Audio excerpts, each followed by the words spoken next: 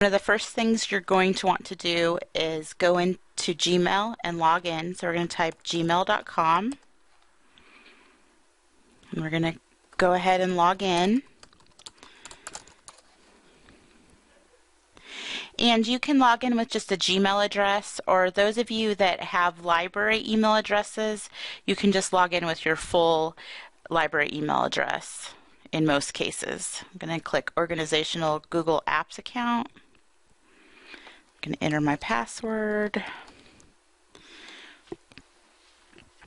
and click sign in. You can also go directly to drive.google.com if you'd rather go in that way. I just like to go in this way because I can always remember how to get into my Gmail, and I can always remember the address for that. Okay, so once you're in your mail, you're going to click this little button over here for Google Apps, and we're going to go to Drive. Google Forms are hosted inside of Google Drive.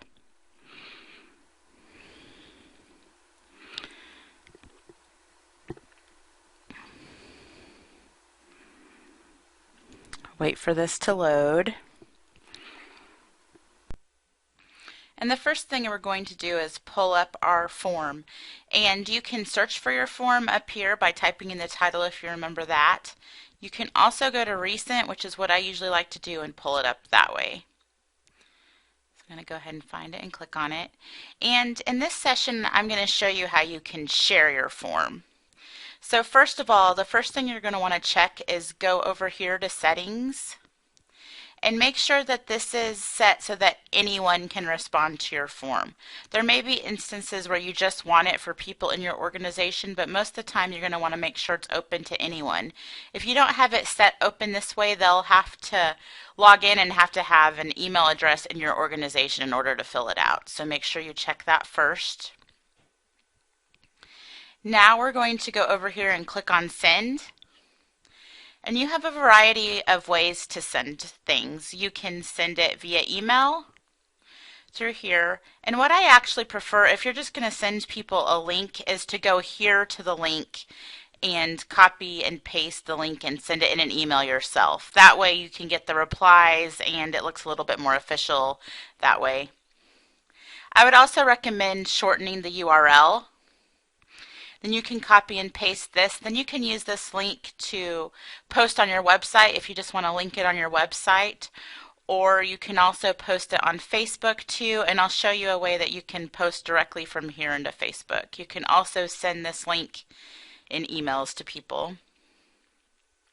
And the cool thing is you can post it in multiple ways, and it's all a link to the same form.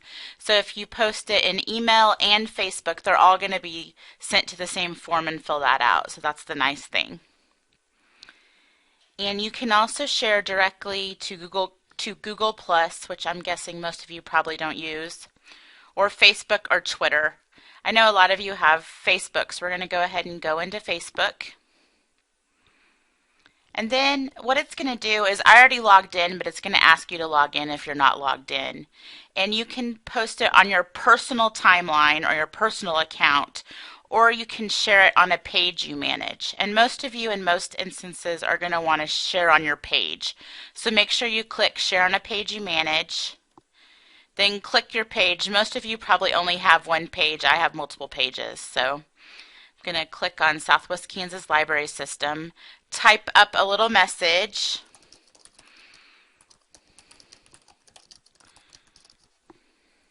And then you can just post it to Facebook. And I'm not actually going to post it, but you'll post it to Facebook and then it'll show up in your fans' timelines of those who have liked your page. They'll be able to see that and can fill it out.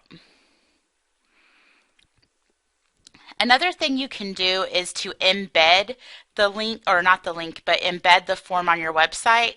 It'll look similar to this.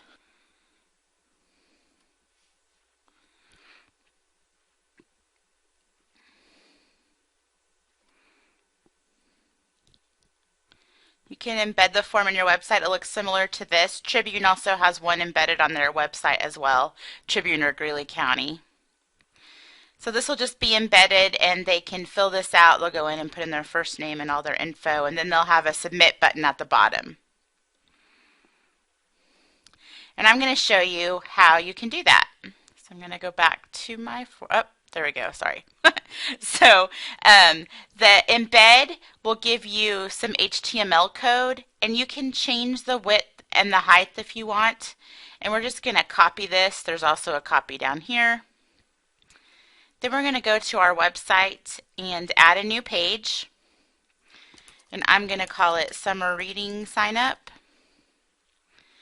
Then since we have code, we're going to go to the text section, paste, and then you can click on visual again to check out and see what it's going to look like. And then we'll preview it to see if we like the way it looks.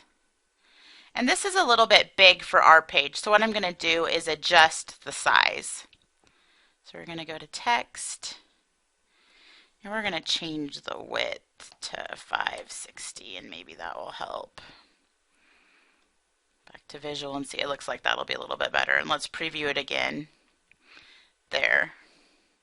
So that's pretty much how you embed code for a Google form on your website. And again, if you post it to Facebook and post it on your website, they're all going to be to the same form. So it's always good to post it in multiple places.